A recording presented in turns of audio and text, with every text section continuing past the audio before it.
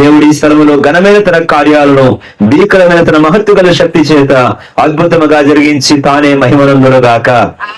రాబో కాలము కొరకైనటువంటి హోరేబు నిమిత్తమైన కొన్ని మాటలు జ్ఞాపకం చేస్తాను. హోరేబు అనేటువంటి ఈ మాట సీనాయి అనేటువంటి మాటకు పర్యాయ పదం అంతే. సీనాయి పర్వతం విన్నారా లేదా మీరు? సీనాయి వేరు, హోరేబు వేరు కాదు. వాస్తవంగా సీనాయి అరణ్యములో ఉన్న కొండ పేరు హోరేబు. సీనాయి అరణ్యం, ఆ అరణ్యములో ఉన్న కొండ పేరు హోరేబు. ఇంకా కొంతమంది ఏమని చెప్తారంటే భౌగోళికంగా ఈ హోరేబు సీనాయి అనడవి ఒకే పర్వతానికి రెండు వైపులా అని అంటారు. మెట్టుకు సీనాయి హోరేబు వేరు వేరు కారు, ఒక్కటే పర్వతం. కొన్ని చోట్ల హోరేబు అని వాడాడు. అదే సందర్భం జరిగిన సంఘటనను గురించి ప్రస్తావిస్తూ, అదే సందర్భాన్ని ప్రస్తావిస్తూ మరికొన్ని చోట్ల సీనాయి అని కూడా వాడాడు. ఇప్పుడు మనం చరిత్రలోనికి వెళ్ళము గాని ఈ హోరేబు అన్నది ఎట్టి స్థలమై ఉన్నది అనే సంగతిని గురించి జ్ఞాపకం చేయడానికి ప్రయత్నం చేస్తాను, ప్రభు ఆత్మ సహాయం చేసిన కొలది. హోరేబు అనే స్థలము ఇద్దరు ఉద్దండ పిండులు, ఇద్దరు దిగ్గజాలు సందర్శించిన స్థలం అని చెప్పవచ్చు. హోరేబు అనే స్థలంలో రెండు పెద్ద తలకాయలు కనబడతాయి. ఏమిటా పెద్ద తలకాయలు ఇద్దరు అని అంటే, మొట్టమొదటి పెద్ద తలకాయ హోరేబులో కనబడేది ఎవరు అనగా మోషే కనబడతాడు. మోషే హోరేబులో కనబడతాడు. రెండవ పెద్ద తలకాయ ఎవరు కనబడతారు అని అంటే ఏలియా కనబడతాడు.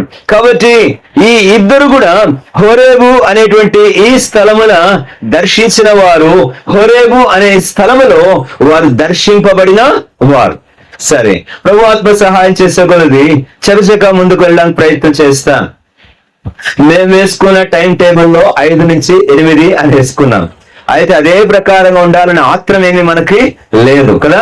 కాబట్టి కొంతమంది ఆత్మీయంగా సమకూర్చబడి ప్రభు నడిపించగలది పరిచయం సాగిపోతుంది. కొద్దిసేపే కొన్ని మాటలు జ్ఞాపకం చేసుకొని, ఈ మాటల తలంపులను జ్ఞాపకం చేసుకుంటూ ఈ సింగపాలెం ప్రార్థన మందిరం హోరేబు కొరకాయ కాలమంతా కూడా మనం ప్రార్థన చేద్దాం. Horeb what kind of place it is, ఎట్టి స్థలమై ఉండాలి అని అంటే మొట్టమొదటి మాట జ్ఞాపకం చేస్తాను. హోరేబు అనది వాగ్దాన స్థలము. చెప్పండి గట్టిగా అందరూ, ఏం స్థలం అండి? వాగ్దాన స్థలం. రండి, నిర్గమకాండం 3వ అధ్యాయము. నిర్గమకాండము 3వ అధ్యాయము చదువుదామా ఒక్క మాట. ఇక్కడ మొదటి వచనం చదవండి. ఎవరైనా చకచకా చదివేస్తున్నాండి గబగబా చదవండి. దేవుని పర్వతమైన హోరేబుకు వచ్చెను. దేవుని పర్వతమైన హోరేబుకు వచ్చెను. మోషే తన జీవిత కాలములో తన పసితనము నుంచి దైవికమైన ఉద్దేశాలు మనకు బాగా చరిత్ర తెలుసు కదా. మోషే పుట్టినప్పటి నుంచి కూడా దేవుడు మోషే కలిగి ఉన్నటువంటి సంబంధాలు మనకు తెలుసు. ఏది సంబంధము? ఆ మోషే ఎలాగున సుందరుడై ఉన్నాడో, తల్లి దాచిందో, తర్వాత ఆ జమ్మ పెట్టిలో పెట్టి నైల నదిలో పెట్టిందో, అక్కడ దేవుని చేత అద్భుతంగా ఆ అంతఃపురానికి ఎలా నడిపించబడ్డాడో, అక్కడి నుంచి మళ్ళా తల్లివుడికి ఎలా తీసుకుని రాబడ్డాడో, తల్లివుడులు ఎలా నేర్పించబడి మళ్ళా అంతఃపురానికి చేరుకున్నాడు. మళ్ళా అంతఃపురానికి చేరుకున్న తర్వాత సకల విద్యలు అభ్యసించాడు, సకల కళావల్లభుడైపోయాడు, అన్ని రకములందు ప్రావీణుడైపోయాడు. ఆ సందర్భంలో అప్పుడు కూడా దేవుడు ఎప్పుడు మోషేతో మాట్లాడాడు? ఎప్పుడైనా మాట్లాడలేరు. ఆ తర్వాత మరలా అక్కడ తనకు తెలిసిపోయింది తాను హెబ్రీయుడని, తన ఐగుప్తు యొక్క బానిసత్వంలో తన జాతి ఉందని తెలుసుకున్నాడు. తాను ఒక హెబ్రీయుడు, ఇశ్రాయేలీయుడిని, ఐగుప్తీయుడు హెబ్రీయుడిని బాధ పెట్టడం చూసినప్పుడు కోపం తట్టుకోలేక ఏం చేశాడు చెప్పండి? ఆ ఐగుప్తీయుని కొట్టి చంపి ఇసుకలో పాతేశాడు. అప్పుడేమైనా దేవుడు మాట్లాడా? మాట్లాడలేడు. అప్పటికి సుమారు తనకు దగ్గర 40 సంవత్సరాలు వచ్చేస్తున్నాయి. అంతవరకు దేవుడు మోషే ఎప్పుడు కూడా మాట్లాడుకోలేదు. కానీ మోషే జీవితం వెనకాల దేవుడు మాత్రం ఉన్నాడు. మోషే జీవితం వెనకాల దేవుడున్నాడు. దేవుని ఉద్దేశం ఉంది, దేవుని ప్రణాళికలు ఉన్నాయి, దేవుని నడిపింపులు ఉన్నాయి. కానీ మోషే దేవుడు మాత్రం ఎప్పుడు ముఖాముఖిగా మాట్లాడుకోలేదు. Moses never had any encounter directly with God until then. ఆ తర్వాత కూడా అక్కడి నుంచి ఏమయ్యాడు? పారిపోయాడు. ఎక్కడికి పారిపోయాడు? ఇదిగో ఈ అరణ్యానికే పారిపోయాడు. ఈ అరణ్యంలో ఎన్ని కాలం ఉన్నాడు? 40 సంవత్సరాలు ఉన్నాడు. ఎంత కాలం ఉన్నాడండి? 40 సంవత్సరాలు. అంటే సుమారుగా మొదటి 40 సంవత్సరాల వయస్సులో మోషేకు దేవుని నడిపింపులు రహస్యాలు ఉన్నాయి, పరోక్షంగా ఉన్నాయి, కానీ ప్రత్యక్షంగా మాత్రం ముఖాముఖి సంభాషణ, ముఖాముఖి ఎదుర్కోలు ఎక్కడ కూడా లేదు. ఇప్పుడు మొట్టమొదటిసారి మోషే మరియు దేవుడు మాట్లాడుకున్న, మోషే మరియు దేవుడు ఎదురుపడిన, మోషే మరియు దేవుడు ఇద్దరు సంభాషించుకున్న మొదటి ఘట్టం జరిగిన చోటు పేరే చెప్పండి, హోరేబ్. దేవుని పర్వతమైన Horeb, the place where God visited. దేవుడు దర్శించిన స్థలం, దేవుడు ప్రత్యక్షమైన స్థలం, దేవుడు పరామర్శించిన స్థలం, దేవుడు ఎదుర్కొన్న స్థలం, దేవుడు మొట్టమొదటిసారిగా మోషేతో సంభాషించిన స్థలం. ఎంత అద్భుతమైన స్థలం అండి అది, హోరేబు. ఇప్పుడు ఆ హోరేబులోకి వచ్చిన తర్వాత అక్కడ దేవుడు ఆ మండుచున్న పొద దగ్గర మోషేతో మొదలు పెట్టాడు. ఇప్పుడు నేను సందర్భం అంతటికి వెళ్ళను.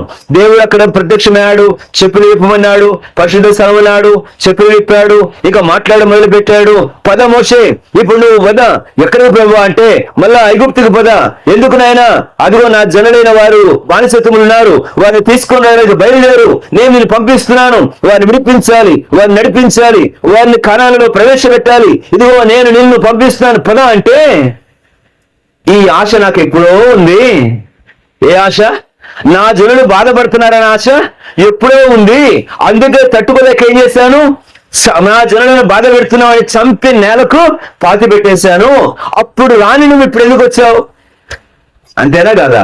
40 సంవత్సరాల క్రితం నా జనుల మీద ప్రేమ ఉంది, నా జనులు బాధపడుతున్నారన్న బాధ ఉంది, ఆ వేదన ఉంది, ఆ పరితాపం ఉంది, ఆ గ్రహింపు ఉంది, వారిని విడిపించాలన్న ఆశ ఉంది, ఆసక్తి ఉంది లేదా? ఉంది.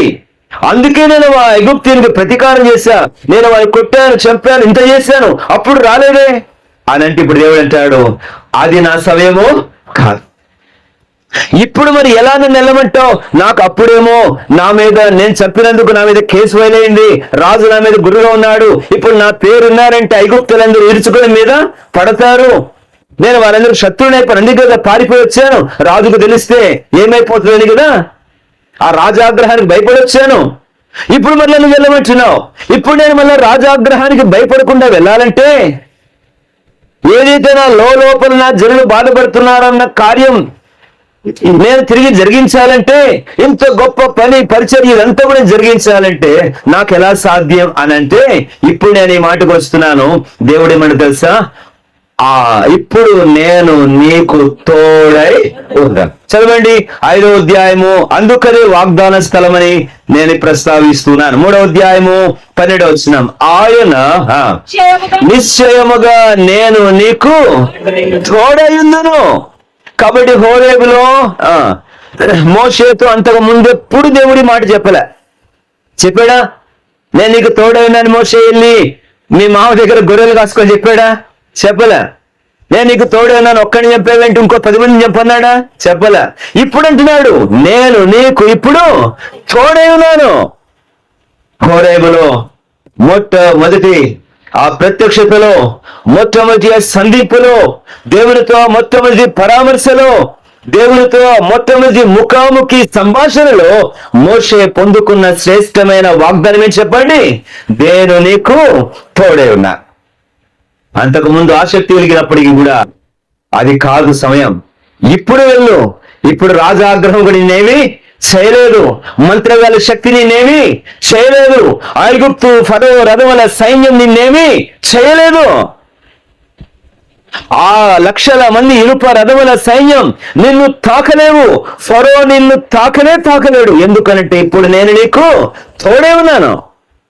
అపోస్తలుల కార్యముల గ్రంథంలో స్టెఫను మొట్టమొదటి ప్రసంగం చేస్తూ అప్పుడు మోషే కాలం ఏమైందో తెలుసా అని మాట్లాడాడు. ఒక్కసారి ఆ మాట చదువుకుని మళ్ళా ముందుకు వెళ్దాం. అపోస్తలుల కార్యముల గ్రంథం. అంతకు ముందు కాదు, ఇప్పుడు దేవుడు తోడై ఉన్నానని వాగ్దానం ఇచ్చిన స్థలమే హోరేబు. అపోస్తలుల కార్యముల గ్రంథం 7వ అధ్యాయము 23వ వచనం. అతనికి 40 ఏళ్ళు వచ్చినప్పుడు ఇశ్రాయేలుడైన తన సహోదరులను చూడగలని బుద్ధి పుట్టాను. అప్పుడు వారిలో ఒక అన్యాయం అనుభవించడం చూసి వారిని రక్షించి 7వ అధ్యాయము 20 బాధపడిన వారి పక్షులను ఐగుప్తుని చంపి ప్రతీకారం చేశాను. తన ద్వారా తన సహోదరులకు దేవుడు రక్షణ దయచేయుచున్న సంగతి వారు గ్రహింపులని అతడు తలచిన గాని వారు గ్రహింపలేరు. ఎందుకు గ్రహింపలేరు? ఇది దేవుని సమయము కాదు, ఇది దేవుని తోడుతోనే జరిగించిన కార్యము కాదు. నువ్వు మానవ జ్ఞానంతో చేశావు, మానవ రోషంతో చేశావు, మానవ కోపంతో చేశావు, మానవ ప్రతీకారం తీర్చుకున్నావు, మానవ బలాన్ని వాడావు, నీ కండబలాన్ని వాడావు. అది నేను తోడే ఉంటే జరిగించిన కార్యము కాదు. కానీ ఇప్పుడు నీవు చేయబోయే కార్యాలు ఏమైనా ఉంటే అవి దేనితో జరిగించే కార్యాలు? నీ మానవ శక్తితో జరిగించే కార్యాలు కాదు, దైవ తోడుతోనే జరిగించబోయే కార్యాలు. అవి అద్భుతాలు, అవి అసామాన్యాలు, అవి మరెవరూ చేయలేని కార్యాలు. ఆ మంత్రగాలు కూడా మొదటి అద్భుతం చేశారు, రెండవది చేశారు, మూడో దానికి వచ్చేసరికి అన్నారు ఇది మా వల్ల కాదు, ఇది దైవ శక్తి కానీ మానవ శక్తి కాదని చేతులెత్తేశారు. ఎందుకంటే దేవుడు మోషేకు తోడైనాడు. కాబట్టి ప్రియులారా, ప్రభు చిత్తము ప్రకారం ప్రార్థన చేద్దాం. హోరేబులో ఈ స్థలములో పరిచర్యకు, ఈ స్థలములో ప్రభు దాసులకు, ఈ స్థలములో పరిశుద్ధులకు హోరేబు ఎలాంటి స్థలమై ఉండును గాక అంటే దేవుడు తోడై ఉన్న స్థలం, దేవుడు వాగ్దానం చేసిన స్థలం. హోరేబు అనునది దేవుడు వాగ్దానం చేసిన స్థలము.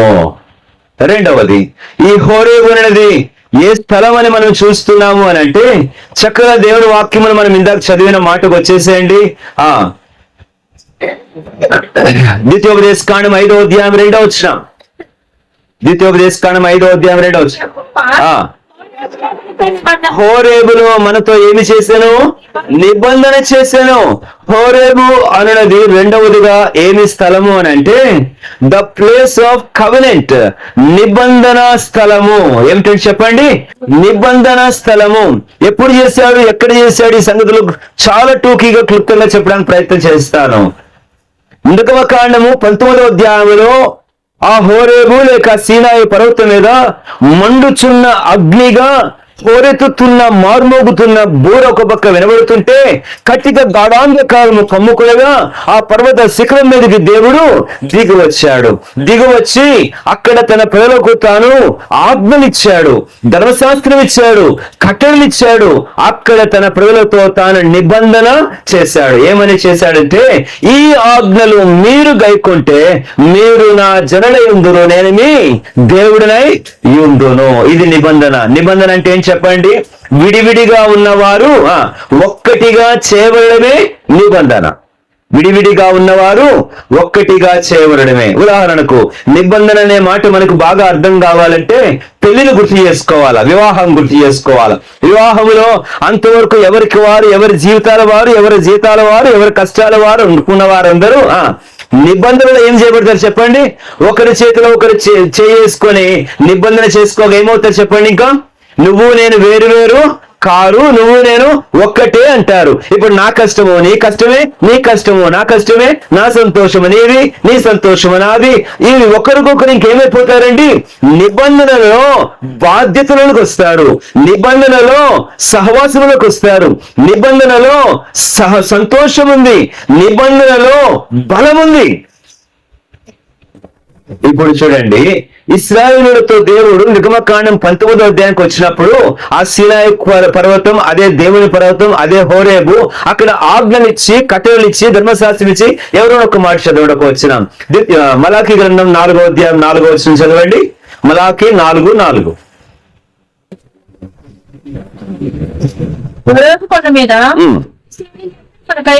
హోరేబు కొండ మీద ఇశ్రాయేలు అందరి కొరకు నేను నా సేవకుడైన మోషే ఆజ్ఞాపించిన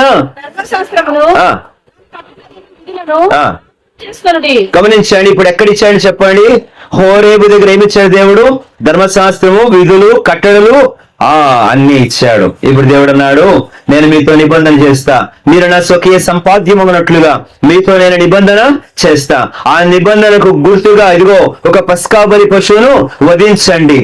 మన ఇద్దరి మధ్య నిబంధన గుర్తుగా ఆ రక్తం ఉంటుంది. అంతేకాదు ఆ నిబంధనకు గుర్తుగా మరొకటి ఇచ్చాడు. జాగ్రత్తగా వినండి, చకచగా చెప్పడానికి ప్రయత్నం చేస్తున్నాను కనుక ఎక్కువ మళ్ళా మీరు కంగారు పడకుండా.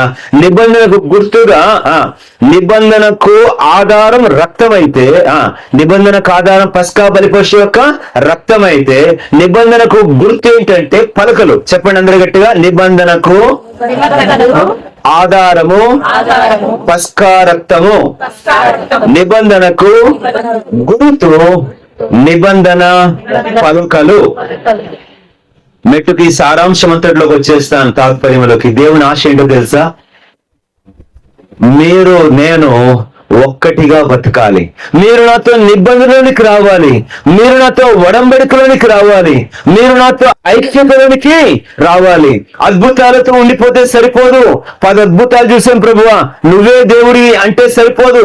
అద్భుతాలు, మేలులు, వరాలు, ఆశ్చర్యాలు ఇవన్నీ కూడా పరిమితి అంతే, ప్రారంభం అంతే. ఆయన దగ్గరకు తీసుకుని ఆకర్షించడానికి ఆకర్షణలు అంతే.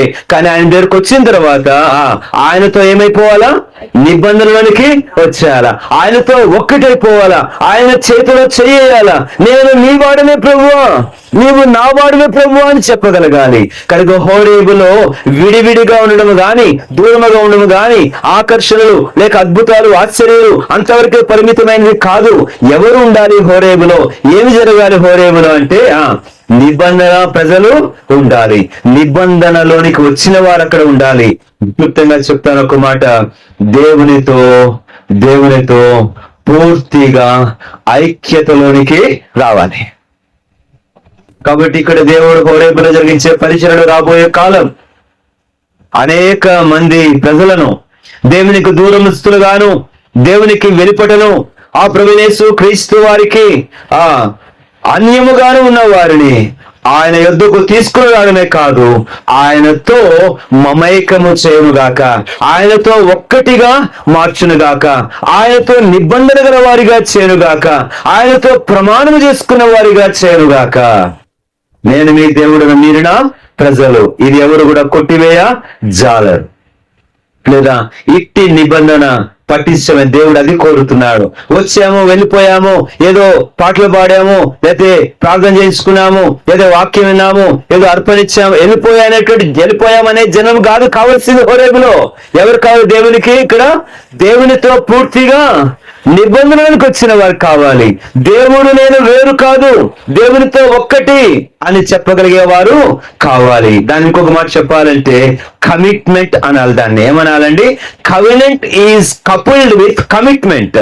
నిబంధన అంటే పూర్తి అప్పగింతతో కూడినది. ఇక పూర్తిగా దేవునికి ఏమైపోవాలా? నా ప్రాణాత్మ దేహాలు నీ వశం, నీ ఆధీనం, నీ స్వాధీనం, నీ ప్రభుత్వం, నీ పరిపాలన ఇక పూర్తిగా నీవే. పరమగీతములో నా ప్రియుడు నావాడు, నేను అది నిబంధన. కాబట్టి దేవుడు ఈ స్థలం గొప్ప జనాన్ని రాబోయే కాలంలో లేపి ఏదో సామాన్య నామకార్థమైన వారిని కాదు గాని దేవునితో నిబంధన గల వారిని ఇక్కడ లేవనెత్తునగాక. కాబట్టి ఇది నిబంధన స్థలముగా దేవుడు ఉంచాలని కోరుతున్నాడు. మూడవదిగా హోరేబు అనేది ఎట్టి స్థలమై ఉండాలని దేవుడు కోరుతున్నాడు అని అంటే దయచేసి చూడండి. హోరేబు అనేది నిర్గమకాండం 17వ అధ్యాయం, నిర్గమకాండము 17వ అధ్యాయం 6వ వచనం ఎవరైనా చదవండి త్వరగా. 6వ వచనం. ఇదిగో అక్కడ హోరేబులోని బండ నిలిచెదను, నీవు ఆ బండను కొట్టగా ప్రజలు త్రాగుటకు నీళ్లు బయలుదేరునని మోషేతో సెలవించి. మూడవదిగా ఈ హోరేబు అనది ఎట్టి స్థలమై ఉండాలని దేవుని ఆశ అని అంటే సంతృప్తికరమైన స్థలం. The place of sustenance, the place of satisfaction. సంతృప్తికరమైన స్థలం. దాహము గలవారు అక్కడ హోరేబులో లేరు. ఇప్పుడు ఆ ప్రజల దాహము హోరేబులో ఏం చేశాడు దేవుడు చెప్పండి? దప్పిక తీర్చేశాడు. ఆ బండ నుండి ఉబికిన జలముతో అంతవరకు దాహం దాహం దాహం అని వారు కేకలు వేస్తున్న వారి ప్రాణాలు ఏమైనాయి? తృప్తి పడ్డాయి, సంతృప్తి పడ్డాయి. కాబట్టి హోరేబులో దేవుడు సర్వ సంతృప్తిని సమృద్ధిగా అనుగ్రహించాలి. దేవుని మందిరం అంటేనే సంతృప్తి కలిగిన స్థలం. ఏమి సంతృప్తి ఉంటుంది? ఏం సంతృప్తి ఉందంటే భౌతిక ఆహార సంతృప్తి ఉంటుందా? మంచి బిర్యానీ సంతృప్త కాదు, జీవ జలముల సంతృప్తి. ఏం సంతృప్తి అండి? జీవ జలముల సంతృప్తి. దాన్ని ఇంకొక పదంలో చెప్పాలంటే వాక్య జలముల సంతృప్తి. ఇంకొక మాట చెప్తాను, ఒక పదం కలిపి, వాక్య జలముల సమృద్ధి వలన కలిగిన సంతృప్తి. వాక్య జలముల సమృద్ధి వలన కలిగిన సంతృప్తి. దేవుడు ఆ బండ నుండి జలమిచ్చినప్పుడు, అయ్యా మరి ఫుల్గా వెళ్ళాం. వేసవి కాలం హైదరాబాద్ లో ఎలా ఉంటుంది అంటే, యూత్ క్యాంప్ వెళ్ళామనుకుని అక్కడ చెప్పేవారు, అవసరమైతేనే స్నానం చేయండి, నీళ్లు దొరకటం లేదు, కొంచెం స్నానం చేయండి, 10 పొద్దాక నీళ్లు వేస్ట్ చేయకండి, నల్లాలు అనేది హెబ్రోన్ లో ప్రకటిస్తా ఉండే. ఆ దినాల్లో నీళ్లు దొరికేవి కాదనమాట. నీళ్లు వేస్ట్ చేయకండి, ట్యాపులు కట్టండి, ఎక్కువ నీళ్ళతో చేయకండి, అవసరమైతేనే చేయండి అని చెప్తుండేవారు. దేవుడు ఏమైనా నాజు హోరేబులో కొంచెం కొంచెమే తాగండి, ఫుల్ గా తాగబాకండి, సగం సగం తాగండి, అందరికీ సరిపోవు, అందరికి రావబ్బాయి, లాస్ట్ ఉండాలి చేత అన్నాడు ఆయమైనా? లేదు. సర్వ సంతృప్తి, చాలినంత తాగినంత. ఏమండి, ఓ రోజు గుంటూరు బస్ స్టాండ్ బయట మంచి ఆకలితో బిర్యానీ తిందామని హోటల్ చూస్తుంటే ఒక బోర్డు కనబడింది. తిన్న వారికి తిన్నంత బిర్యానీ 100 రూపాయలు అన్నాడు. దొరికింది కదా, లోపలికి వెళ్ళా. కానీ నా బాధ, నా కర్మ ఏం చెప్పాలి, ఇంత తినేసరి కడుపు విడిపోయింది. అయ్యా నేనే తినలేకపోతున్నాను, పక్కన 3 సార్లు 4 సార్లు పెట్టుకున్నాడు. ఏం బాధ, తిన్నంత తిన్నాను, తినడం చేత కాదు. హోరేబుల్ అట్లాంటి అసంతృప్తులేవి లేవు. హోరేబుల్ అలాంటి అసమృద్ధి, కొదువ, కొరత లేదు. సమృద్ధి అయిన జలములు పారునంతగా దేవుడు ఆజ్ఞాపించాడు. ఆ జలం ఎంత సమృద్ధిగా ఉందో జనమంత సంతృప్తిగా త్రాగారు. జీవుల దేవుడి స్థలములో రాబోయే కాలం ప్రభు దాసుని పరిచర్యలో ఈ స్థలంలో చేరి వచ్చే ప్రవేక ఆత్మల సంతృప్తి కొరకాయి ఈ జీవ జల నదులు ఉబికింపజేసి సమృద్ధిగా పారజేయునుగాక. ఎహెజ్కేలు గ్రంథములో దేవుని మందిరం గడప ద్వారం దగ్గర నుంచి ఏం ప్రారంభమైంది చెప్పండి? నది ప్రారంభమైంది. ఆ నది ప్రారంభమై మొదల్లో చీలమడలు, తర్వాత మోకాళ్ళు, తర్వాత మొల, తర్వాత ఈదలేనంత లోతైపోయింది కదా. కాబట్టి దేవుడి స్థలంలో హోరేబులో వాక్య సమృద్ధిని అనుగ్రహించి అనేక మంది యొక్క దాహము తీర్చునగాక. అవును ప్రియులారా, ఈరోజు నిజంగా వాక్య కొరత బయట చాలా ఉంది. వాక్య కొరత చాలా ఉంది. అద్భుతాలు సమృద్ధిగా వినబడుతున్నాయి, ప్రవచనాలు వినబడుతున్నాయి, ఇంకేం వినబడుతున్నాయి చెప్పండి? ఇంకా దయ్యాలకు సంబంధించి వినబడుతున్నాయి, కేకలు వినబడుతున్నాయి, నాట్యాలు వినబడుతున్నాయి, మ్యూజిక్ వినబడుతుంది, రకరకాల అలంకరణ, ఏసీ హాలు కనబడుతున్నాయి, అన్ని ఉన్నాయి. కానీ ఏమి లేదు, వాక్య సమృద్ధి లేదు. పాటలు ఉంటాయి, డాన్సులు ఉంటాయి, గెంతులు ఉంటాయి, భాషలు ఉంటాయి, అద్భుతాలు ఉంటాయి, సూచనలు ఉంటాయి, దయ్యాలు ఉంటాయి, ప్రవచనాలు ఉంటాయి, అంజూరు పనులు ఉంటాయి, ఇంకేముంటాయండి, తైలాభిషేకాలు ఉంటాయి, అవి ఉంటాయి, ఇవి ఉంటాయి. కానీ ఏమి లేదు, వాక్యం లేదు. దేవుని మందిరం ఏముండాలి? ఎవరైనా ఒకరు చదవండి, యెషయా గ్రంథం 2వ అధ్యాయము. దేవుని మందిరం అంటేనే వాక్య స్థలం అండి, బోధ స్థలం అండి.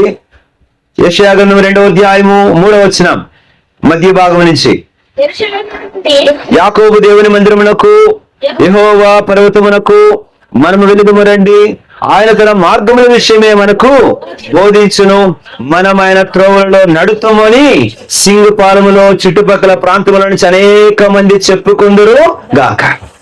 చెప్పుకోవాలి అనేక మంది చుట్టుపక్కల ప్రాంతాల్లో. అదిగో పలానా దగ్గర హోరేబులో సమృద్ధి అయిన జలములు ప్రవహిస్తున్నాయి, వాక్య సమృద్ధి ప్రవహిస్తోంది, అక్కడికి పోయి మన ఆత్మీయ తృప్తి తీర్చుకుందామని చెప్పుకునేటువంటి స్థలముగా దేవుడి స్థలాన్ని సమృద్ధిలో నింపాలని మనమందరం ప్రార్థన చేద్దాం. మన జీవితాలలో కూడా ఇట్టి వాక్య సమృద్ధిని అనుభవిస్తున్నామా? వాక్య సంతృప్తిని అనుభవిస్తున్నామా? దేవా నీ వాక్యము నేను ఏం చేస్తున్నాను? సమృద్ధిగా పానము చేస్తున్నా. అంచుల మట్టుకు నా హృదయాన్ని వాక్యముతో, వాక్యపు జనములతో అంచుల మట్టుకు నింపుకుంటున్నా. అంచుల మట్టుకు ఆ కానా విందు జరుగుతున్నప్పుడు ఆ రాతి బాణుడు ఎలా నింపబడ్డా చెప్పండి? మన హృదయం కూడా ఈ జలములతో ఎలా నింపబడాలి? వాక్య జలాలతో. అడుగంటి పోయి ఎక్కడో ఉన్నట్టు కాదు. మొన్న ఈ మధ్య ఒక విలసుడు అన్నాడు, వాక్యం చదువుకున్నావా, ప్రార్థన చేసుకున్నావా అంటే, అప్పుడెప్పుడో చదివినట్టుందన్నా, చదవాలి, మళ్ళీ ఒకసారి చదవాలనుకుంటున్నాను అన్నాడు. అప్పుడెప్పుడు నా బాప్తిజం తీసుకున్నా ఏమండి, బాప్తిజం తీసుకున్నా అంటే తీసుకున్నా. కానీ వాక్యం అంటే అప్పుడెప్పుడో ఒకసారి చదివినట్టుందన్నా, కొన్ని మళ్ళీ చదవాలి ఒకసారి అనుకుంటున్నా, చదువుదామని. దేవుని వాక్యం అంటే ఎప్పుడెప్పుడో గ్యాప్లు ఇచ్చి చదువుకునేది కాదు. ప్రతిదినం పొంగి పొర్లేటంతగా అంచుల మట్టుకు నింపబడాలి. అప్పుడే దానిలోంచి అనేక మంది తీసుకొని పానము చేస్తారు. నీ హృదయం ఈ జలములతో అంచుల మట్టుకు నింపబడకపోతే దానిలోంచి ముంచి ఎవరు తాగుతారు? దానిలోంచి ముంచి ఎవరికి అందిస్తాం? కాబట్టి అట్లు ప్రభు మనకు సహాయం చేసి హోరేబులో సమృద్ధి అయిన జలమునిచ్చి సంతృప్తికరమైన స్థలముగా దీనిని చేయగా. 4వ దయచేసి రండి. హోరేబ్ అనేది ఎలాంటి స్థలము అని అంటే రాజుల మొదటి గ్రంథం 19వ అధ్యాయం. రాజుల మొదటి గ్రంథం 19వ అధ్యాయం. ఓ చక్కని మాట ఇక్కడ చదువుకుందాం. రాజుల మొదటి గ్రంథము 19వ అధ్యాయం.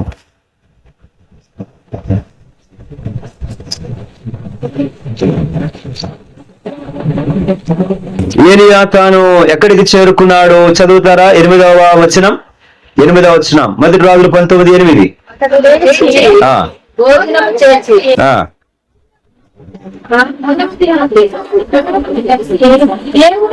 దేవుని పర్వతం అని పేరు పెట్టబడిన హోరేబునకు వచ్చి, ఆ తర్వాత అందరు చదవండి మా గట్టిగా. తర్వాత వచ్చి అచ్చట ఎచ్చట మళ్ళీ చెప్పండి. హోరేబులో. ఇప్పుడు చదవండి. అచ్చట ఉన్న ఒక గుహలో చేశాను, యెహోవా వాక్కు అతనికి చాలు. ఇంకొక మాట కూడా చదివేయండి, మళ్ళీ ఎక్కువ వివరించకుండా. 12 వచ్చిన చదువుదాం అందరం కలిసి. సరే 11, 12 ఏం చదువుతాను? నాతో కలిసి చదవండి. అందుకైనా నీవు పోయి పర్వతం మీద యెహోవా సముఖమందు నిలిచి ఉండమని సెలవిచ్చాను. అంతటా యెహోవా వైపున సంచరింపగా బలమైన పెనుగాలి లేచాను. యెహోవా భయమునకు పర్వతములు బద్దలాయను, శిలలు చిన్నాభిన్నములాయను. కానీ యెహోవా గాలి పోయిన తర్వాత భూకంపము కలిగాను. కానీ ఆ భూకంపం నుండి యెహోవా ప్రత్యక్షం కాలేదు. ఆ భూకంపమైన తర్వాత మెరుపు పుట్టాను. కానీ ఆ మెరుపు నుండి యెహోవా ప్రత్యక్షం కాలేదు. మెరుపు ఆగిపోగా, బాగా వినండి, మెరుపు ఆగిపోగా మిక్కిలి నిమ్మలముగా మాట్లాడు ఒక స్వరము ఎక్కడ వినబడినో ఆ స్థలం ఏంటి? హోరేబులో. The soft and smooth living voice was heard at the place called Horeb. హోరేబులో వినబడింది. ఏమి స్వరం చెప్పండి? మిక్కిలి నిమ్మలముగా పలుకు ఒక స్వరం. అది దేవుని స్వరం. అందుకే ఈ స్థలమును గురించి దేవుని ఆత్మ ఈ మాట ఇలా కలగజేయాలని నన్ను ప్రేరేపిస్తున్నాడు. నేను ఈ స్థలాన్ని 4వదిగా అంటాను. హోరేబు అనున్నది ఆదరణ స్థలం. చెప్పండి అందరూ, ఏ స్థలం అండి? ఆదరణ స్థలం. వాస్తవంగా ఈ సందర్భం గుర్తు చేస్తే నీకు ఇంకా బాగా అర్థమవుతుంది. ఏలియా 18వ అధ్యాయంలో గొప్ప సూరకార్యం చేశాడు.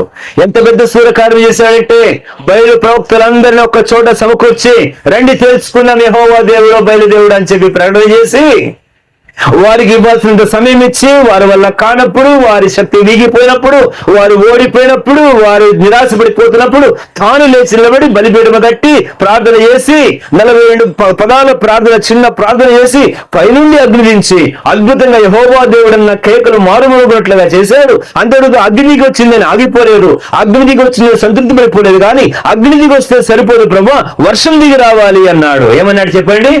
వర్షం దిగి రావాలి. అసలు విషయం అది కదా. అప్పటికి ఎన్ని సంవత్సరాలు అయింది వర్షం ఆగిపోయి?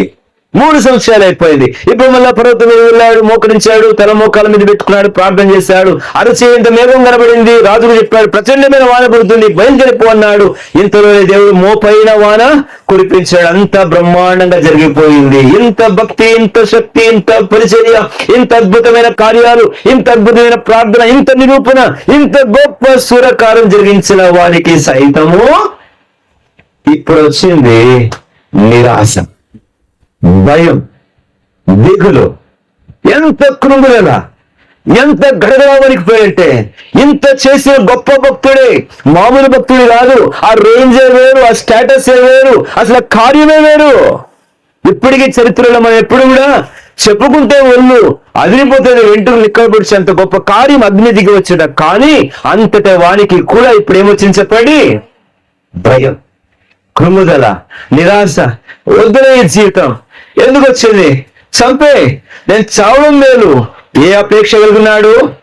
ఏమండి, ఏ అపేక్ష కలిగినాడు ఏలియా? ధనాపేక్ష? ధనాపేక్ష కాదండి. ఏ పక్ష? అమ్మ నాయన, ఏ అపేక్ష అండి?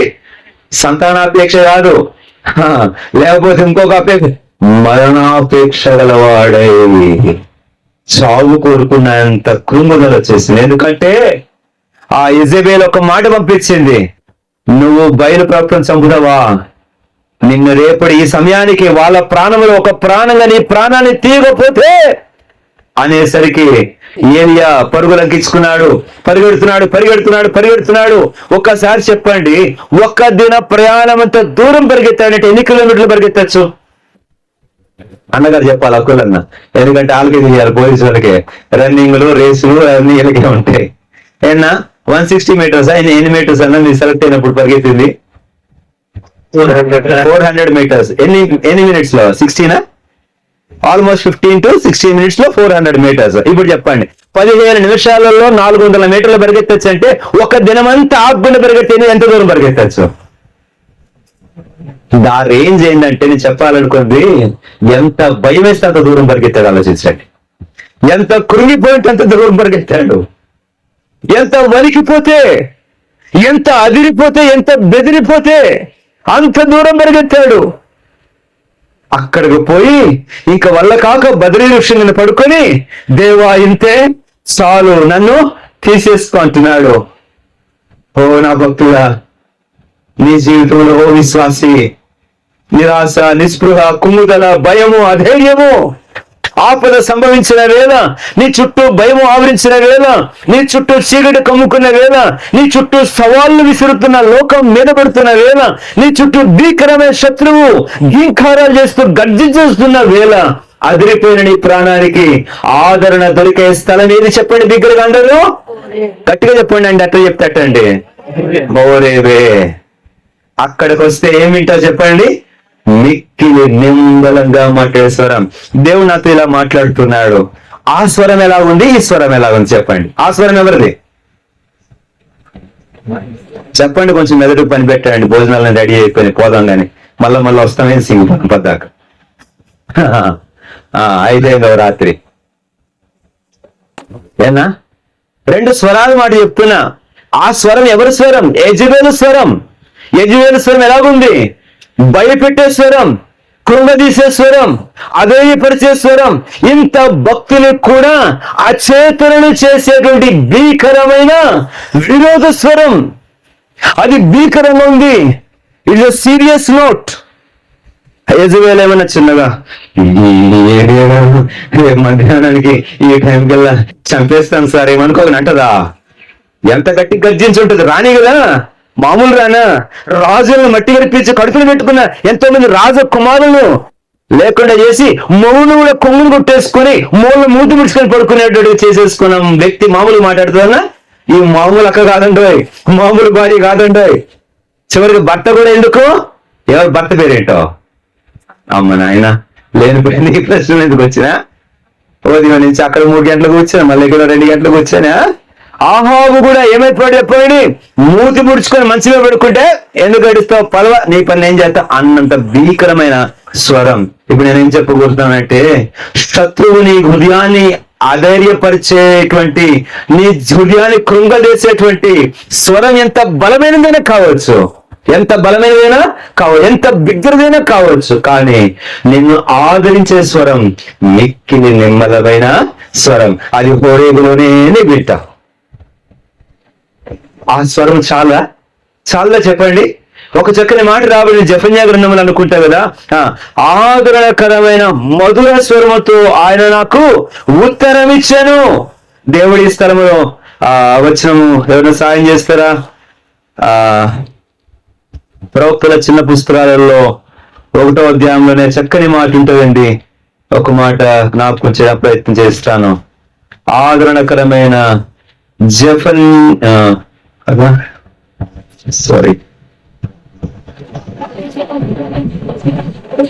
చక్కని మాట, ఆదరణకరమైన మధుర స్వరముతో ఆయన నాకు ఉత్తరం ఇచ్చాను అనే మాట క్షమించండి. జకర్యా గ్రంథం 1వ అధ్యాయం 13వ వచనం.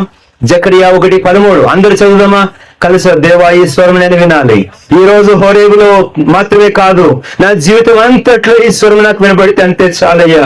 అదే ఇప్పుడు నా హృదయం చదిరిపోయిన నా గుండె మళ్ళా కట్టబడాలంటే, నా భయమన్నిటిలో, నా భవిష్యత్తు కొరకైన ఆందోళనలో నేను ధైర్యం తెచ్చుకొని నిలబడాలంటే ఇదిగో నాకు ఈ స్వరం అవసరం.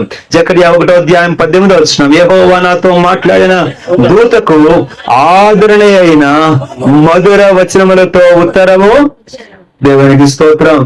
ప్రార్థన చేద్దాం. హోరేబులో దేవుడు ఇట్టి నిమ్మలమైన మెల్లని స్వరాన్ని వినపడి చేసి ఇక్కడికి వచ్చే అనేక మంది దిగులు, చింత, విచార, భయములతో కూడిన అనేక మంది జీవితాలలో దేవుడు అద్భుతమైన కృపను తాను అనుగ్రహించినట్లుగా, ధైర్యమును, ఆదరణను మరి కలగొచ్చినట్లుగా ఆ స్వరం, నిక్కిలి నిమ్మలమైన స్వరం ఈ స్థలమున రాకడ వరకు ఆయన వినపడ చేయను గాక. చివరి మాటకు వస్తామా? రండి, ఒక మాటతో ముగించుకుందాము. నిర్గమకాండం 33వ అధ్యాయం హోరేబును గుర్చిన మరొక సంగతి. నిర్గమకాండం 33వ అధ్యాయం 6వ వచనం ఎవరైనా చదవండి. నిర్గమ 33:6.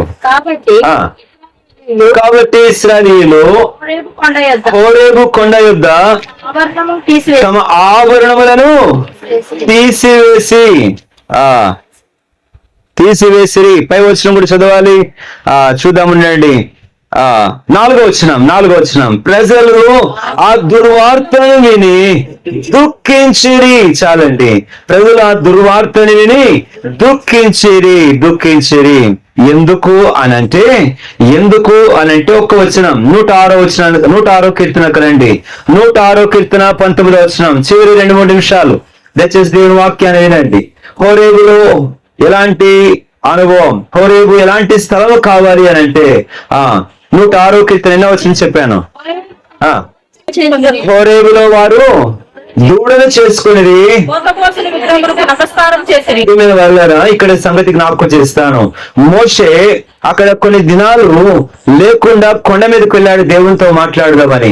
ఈ లోపల ఈ ప్రజలందరూ మోషే ఏమాయనో అని చెప్పి, మోషే ఇంకా రాకపోయేసరికి మోషే ఏమాయనో అని చెప్పి అహరోను దగ్గరికి వచ్చారు.